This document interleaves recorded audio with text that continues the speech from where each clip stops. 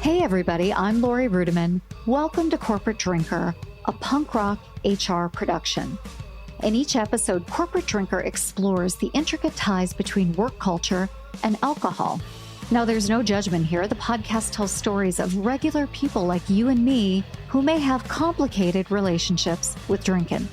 I'll talk to leadership gurus, therapists, addiction specialists, and even HR and marketing professionals who have hot takes on how and why alcohol and work have become so interconnected.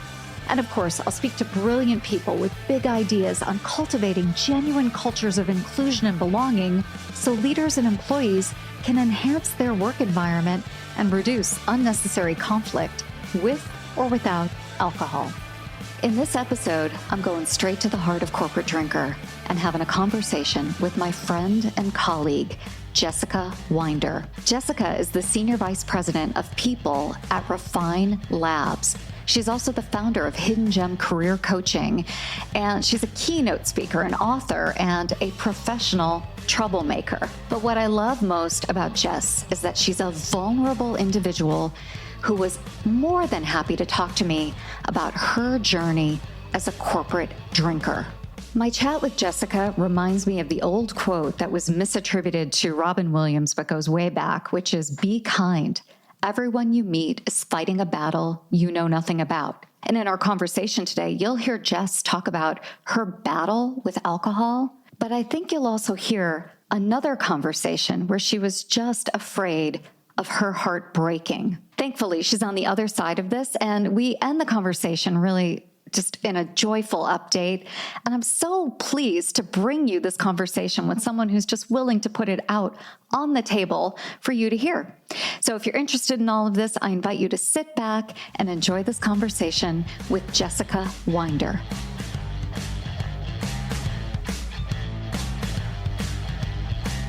Hey, Jessica, welcome to the podcast.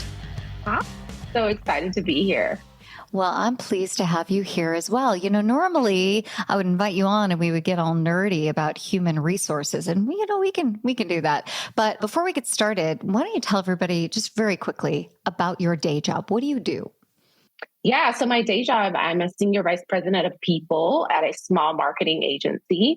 And then I have my own business doing career coaching. And then I just wrote a book. So I'm doing everything.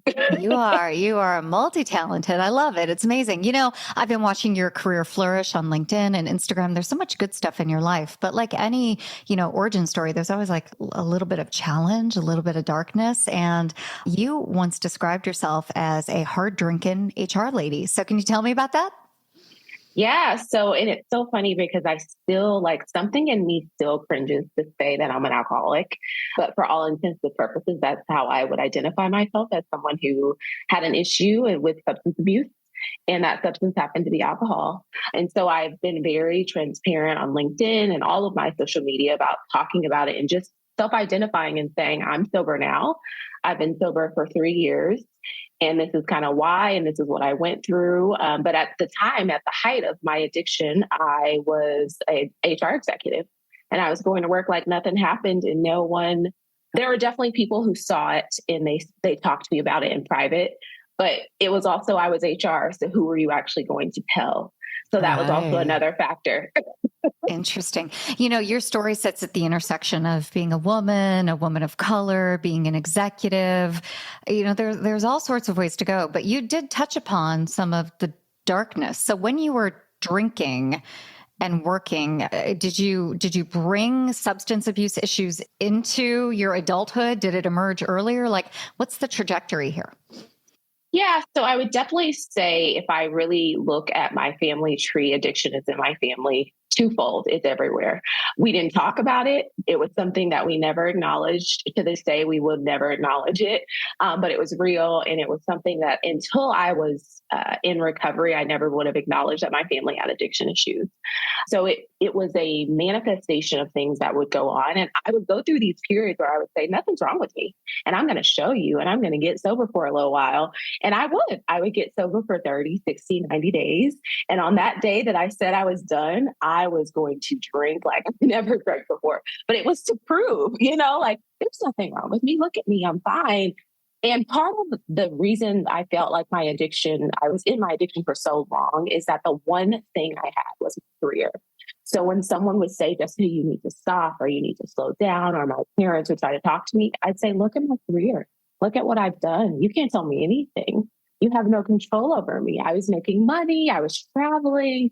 And so it was my one facet. My job was everything to me because I had nothing else. And it was the one thing I was holding on to for dear life. That really resonates with me because, I wrote a book previously, and my thesis of that is, we fix work for ourselves and for other people by fixing ourselves first. And also that if you over-index on work, it's because you're weird and you've got other stuff going on. So I hear these themes like in your story. I just wonder if there was some point in your life, in college days, in early career, where maybe you weren't drinking as hard. And I'm not, it's not a chicken and an egg question. I mean, we all bring our family trauma or, origin stories to the table, but there's also this element of work that really causes a lot of people to just adopt maladaptive coping techniques. So what was the role of work in that for you, even though your career was great? Oh, yeah. Yeah. So it absolutely, work was a part of it. So I have to say, I started my career as HR in oil and gas. And this was when I lived in Houston, Texas. And I will just say the culture was absolutely a drinking culture. We had a cart that would come around on Fridays and they would make a drink for you. This was 13 years ago when I started my career, but it was absolutely a part of the culture. And if you were not participating, you were looked at as odd, or you weren't a part of the culture, or you weren't going to happy hours. And at the time I was a recruiter. So I was actively involved in trying to recruit people to come work for this oil and gas company.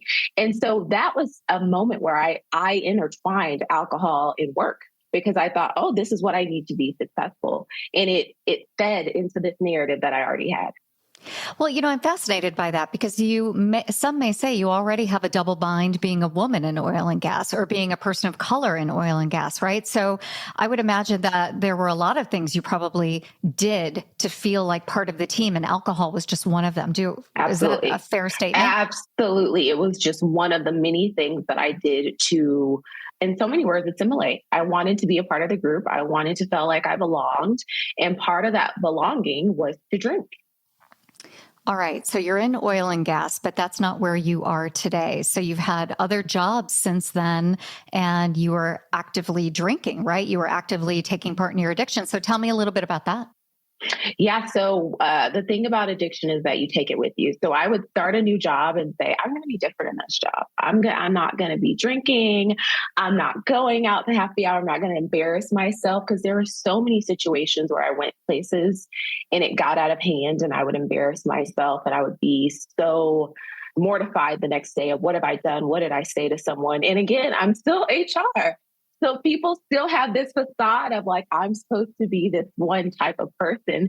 And then they go out with me and they're like, whoa, she's a party girl. She's throwing back shots.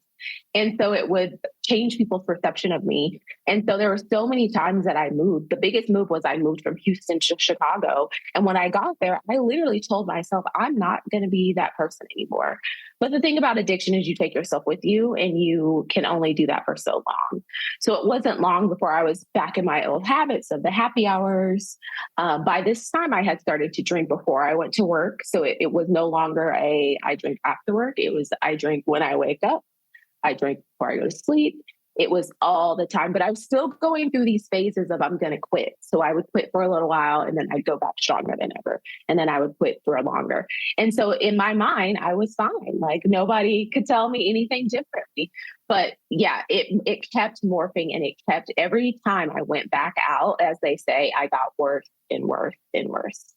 There are a lot of people who are actively drinking who will negotiate with alcohol. They'll say, well, I'll only have beer, or I'll only have, vodka, or I'll only have, like a champagne for breakfast, right? Were you that type of drinker, or did you have one drink?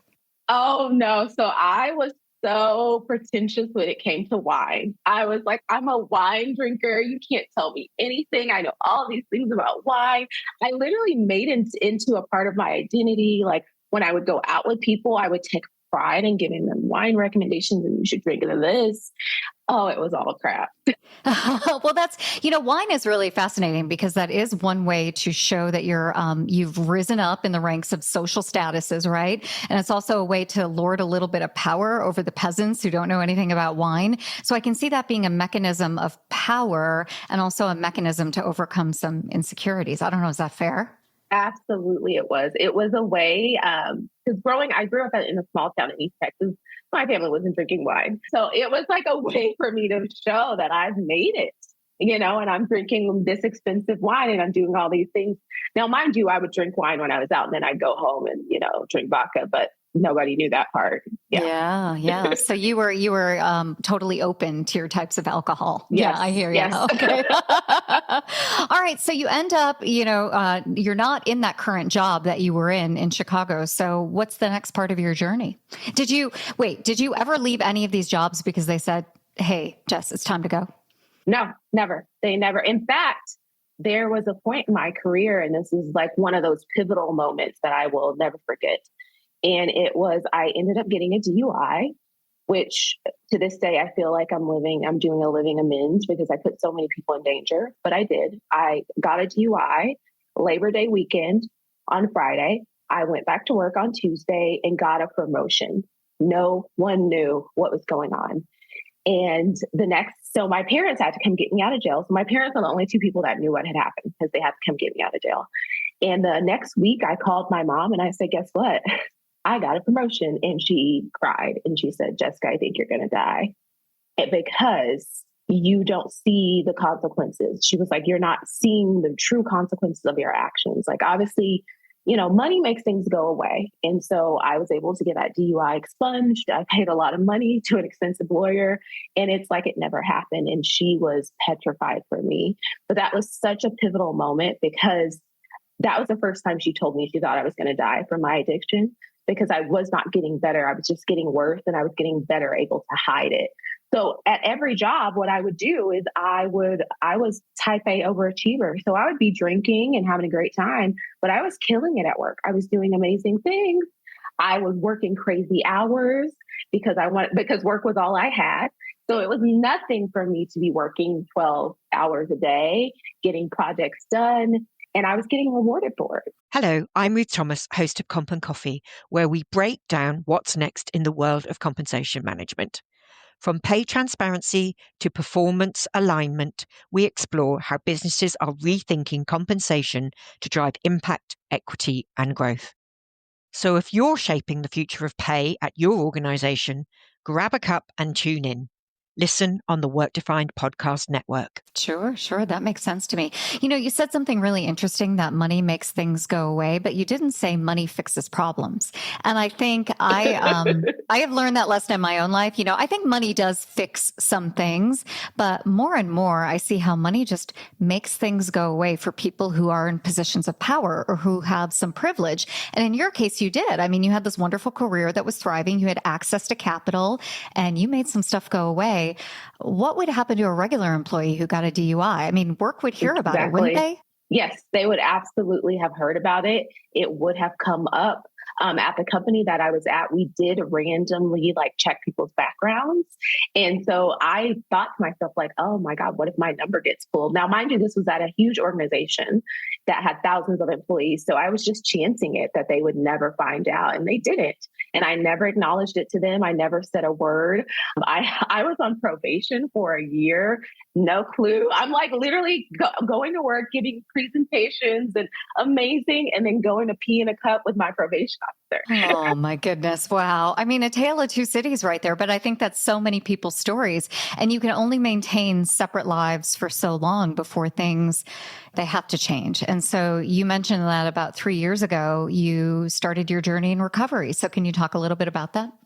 Yeah. So that was right after the DUI. This attorney that I talked to, he told me, he said, do you think that you might have a problem?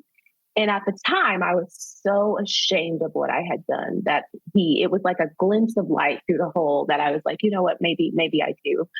And he said, well, maybe you should try to go to some meetings. You need to talk to some people that have been in your place who have recovered and that can get you where you need to be. And so I started going to meetings. Now, mind you, when I went to these meetings, I would look around and I'd be like, I'm not like these people. No one in this room is like me, For sure. I was going to ask about that. I mean, women who talk about doing the 12 steps really bristle at first because oftentimes it's like crusty old men or, people who have really hit the wall with addiction, right? And especially corporate women don't feel camaraderie in the room. They don't feel like they have any allies. And again, not to state the obvious, but it's, mostly white in many of those rooms. And so what were those early meetings like for you? They were hard, I would say, because I was the only person that looked like me in the room. So I would show up and I would be the only Black woman there. And I would look around the room and it fed into this narrative of there's nothing wrong with me. Like, oh no, like I made a mistake. Like by this time, in the beginning of the DUI, I was so shameful. And what have I done? I've ruined my life. And then as time passed, it morphed into I made a mistake. I just made a mistake, a simple mistake. At this time, though, I was still 100% trying to get sober. So I had stopped drinking. So there was a time period there for about 3 months where I was like, and that was my go-to. I could do it for 3 months. I could do this. Like, I'm going to give it up. I'm going to go to meetings. But I would go to these meetings and I would have no one that I identified with until I found a meeting that was online that was specifically for Black people. And so I was like, oh, and so I went to this meeting and I was like, oh, they're telling my story. They were talking about their families and things that had happened and past traumas that spoke to some of the truth that I had been through as well. And that was the start of me being like, okay, there is a problem. And maybe if I admit that I have a problem, I could change something. Now, it took me a lot of time to start self-identifying and actually being really open about it. There was so much shame there. But the reason I started to tell people is because I thought I would turn back. So I thought if no one knew, I can get out of this. I can change my mind and say there's nothing wrong with me. You know what I mean? And so once I started telling people, it was also a safety net for me to say, I can't turn around now. So I'm too far into this. I talk about it too much that if I turned around now, people would know and they would ask me about it. Interesting. As you were talking about your AA experience and going to meetings, I was just thinking that corporations pump millions of dollars into well-being programs and initiatives. And the thing that saved you, and maybe continues to save you on a regular basis, are these community meetings that are facilitated by technology, but don't have anything to do with work, right? They're things that you're doing on your own. So I just wonder if you have any thoughts on the role and responsibility of corporations. We talked about culture earlier in this conversation, but we also talked about historic trauma that your family has experienced. So what's the role in a company to even address that and fix that? Yeah. So when I started getting very serious about my sobriety, where I had declared, like, this is my sobriety date, I'm going to do this, I actually sat down at the time. I was head of HR for a company and I reported directly to the CEO. And he and I had a really great relationship. And I decided to tell him. And I wanted to tell him because at the time, my schedule was I was going to a 7 a.m. meeting. I would go to work. I would go to a 12 o'clock meeting. I would go back to work. And then I would go to another meeting. And that is what was keeping me sober, was that my day was so structured that by the end of the day, I would just pass out and go to sleep and then start again. There was no quorums to it. And I told him this because I was like, I need my day to be this structured, and I don't know how long it's going to last. And it ended up lasting for like almost a year, my first year. And I said, when we have company events, I'm not coming. I can't come because there will be alcohol there. And I want you to understand why, as the head of people, and my team's planning these events, that I won't be there. And he was so supportive. But I have to say, we had a foundational relationship. I would never have told him if I didn't feel like I could trust him. And he actually, ironically, ended up writing a letter to the judge for my DUI case. I mean, good, again, to have the network and to have the power. I love that. And I love that comment that you made about having a foundation of trust. So many people say to me that if you create that foundation, your organization is not going to over-index on alcohol at parties. It may be there, but it may not be the center of the party, the center of the celebration. You can have alcohol and trust that people are going to be there or not be there, but it's going to be a responsible endeavor. I don't know. What do you think about all that? I do think that that's true now. So in the beginning of my sobriety, I decided I just could not go to any of these events if there were going to be alcohol. I just made a line in the sand. I can't do it. Now, 3 years in, it doesn't bother me at all. I can go. I index towards like making sure they have mocktails. And so they have options and like, all of those things. But as long as it's not like we're just going to go to the bar, like if it's an activity, but then there's drinking involved, that part is where I think we could be more inclusive. Because a lot of times it's just, we're going to meet at this bar across the street, everybody come over, and it's centered around alcohol rather than like, let's go do a volunteer day. And then afterwards, people are going to go have a drink. That's fine. Then that way you can participate in the parts that you want to. But part of me being so open, I've had so many employees come to me and tell me that they are in recovery that would have never known, that they choose not to tell anyone at work, and that's their prerogative, that's their business. But they feel like they can tell me because I'm so open about it. But we have these events, and now they'll say, thank you so much that there was an option for me. Because before they would just go and kind of try to fake it, which I used to do at the beginning too. I would get there early and order something that made it look like I was drinking, and I wasn't. Hey, this is Brent Skinner, host of Small Talk Window here at the Work Defined Podcasting Network. Have you ever wanted a short podcast to listen to during a coffee break of your workday? You've come to the right place. My guests dispense with the small talk as quickly as possible and settle into a meaningful conversation around the world of work. Yeah. I've heard this strategy before, and I'm just struck by how in 2023, there's still a penalty and a tax on people who do not want to drink. Either they have to white knuckle it through this event, or they have to fake it with a seltzer water that looks like a vodka tonic, right? Or they don't go, and then they don't form relationships. And I think that's the thing I'm hearing over and over again. Like, it's not that I don't drink, Lori, or I do drink. I just don't want to go to these events. I don't want to socialize with my colleagues in that way. And I feel like I don't have the same opportunities. I would imagine that resonates with you. And I just wonder if you could send a message to younger HR professionals who have a position of power to structure some of these events. What's your advice to them? Yes, absolutely. So to your point, those three things are the only way. That's the strategy. In my second year, when I could go to these events, I would absolutely get there early. And like, I would ask the bartender, and I would tell them like, hey, I'm sober. These people don't know that. I'm going to come to you every time. And can you make me a drink? And we're not going to acknowledge that it doesn't have alcohol in it. And it worked every single time. And I even had bartenders be like, kudos to you. Like, good on you. I don't know what you're doing, but kudos to you. But the fact that I had to do that was a problem. And once people found out that I was sober, they'd be like, oh, but I saw you. And I'm like, but it was cranberry and Sprite, Right. I also wonder if there's a role for HR professionals to just or managers, really. I mean, this is a manager responsibility to train people. You don't ask why someone's not drinking, or this is not a topic of conversation that's appropriate. Adults don't talk about this at work, but we don't do that. We train for all kinds of stupid stuff, but we don't train for that. Yeah, training to not ask people those types of questions is very interesting, because this was 3 years ago. But whenever I would tell people I stopped drinking, the first thing was I'm pregnant. And I'd say, well, I mean, the thing about a baby is you're going to eventually find out. But at the time I was not. Yeah. But that's like people's go-to, like, what's wrong, or why don't you drink? Or I've had someone, and this happened maybe a year ago, and when I said I don't drink, she said, oh, are you an alcoholic? Oh, and I was okay. stunned. I was absolutely stunned. And I think I just said no, because at the time and then afterwards I was like, why didn't I say yes and come here and none of it?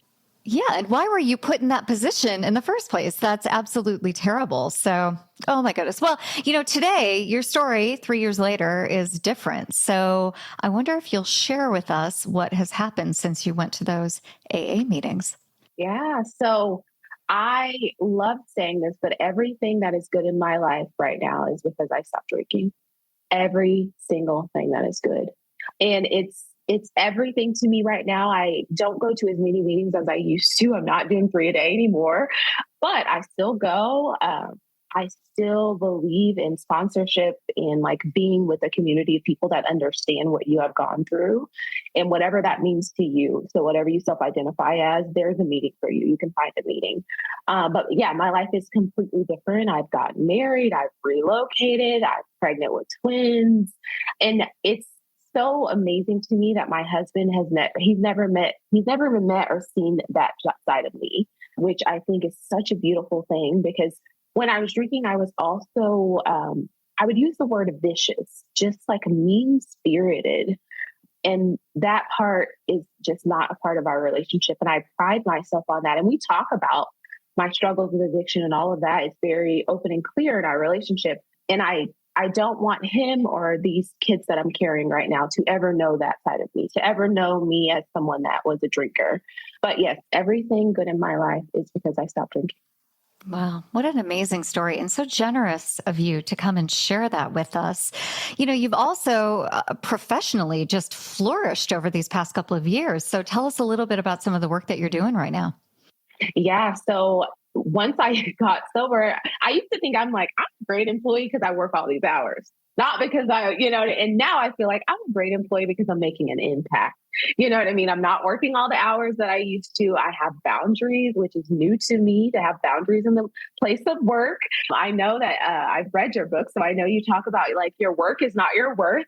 And for me, it was, but it was because that's all that I had. So now I'm in a very different place, in an executive position where I feel like I can actually make a difference. I'm the one who's writing the policies. I found my niche in that I want to be in a startup space. So I want to be the first of a few HR people that have been in a company and build it from the ground up. I'm a builder, and I've honed in on that skill in my sobriety, is that I am a builder. I want to come in, I want to build it, and then I want to move on. My ultimate goal is I want to work for a VC firm where I can come in and tell people, you're doing this wrong, or fix it, and then leave. I love that. Believe me, that's a really great job to have. I love telling people, you've got it all wrong. Here's the plan. Good luck. Yeah, exactly. That's what I wanted.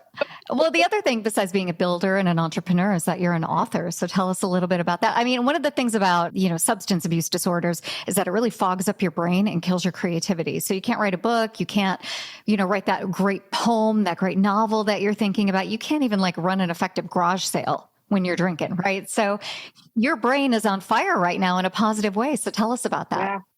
Absolutely. So ironically, right after I got married, I told my husband, I think I want to write a career-focused journal. And we laughed about it. He and I were like, oh, that's so funny. And then the next day I pulled up a Google Doc and I was like, I'm just going to try. Let's just see what happens. And I wrote it out, got an editor, did the whole thing. And I love to journal. Ever since I've gotten sober, I've been into yoga and meditation, and, I've gotten more granola. Right. One of my friends in sobriety is you're the quintessential granola alcohol, recovering alcoholic. And I was like, thank you. Hey, your skin looks great. You're happy, all of the good stuff. I'll take it. But yes, the book was based on the foundation of I wanted to help people journal out. What do you want and actually want in your career? Because when I do career coaching, so many people give me the feedback of well, I'm only doing this because I need to pay my bills. And there is nothing wrong with that. People, you need to pay your bills, you need a job. But do you want to like what you're doing? I'm not saying these people have to be your family. I'm not saying you have to love them. I don't believe in any of that. But I do believe you can like your career and you can move towards something. So the journal is very focused on prompts to get you to think about, what are you doing right now and what do you want to do in the future? Well, we will make sure to link to all of your good stuff in the show notes. And listen, you are welcome to come on any podcast I do at any time, even if we are just talking about garage sales. I would love it. Let's do it. I'm just so pleased that you joined us today. And thanks again for sharing your story. Thank you so much. I love this.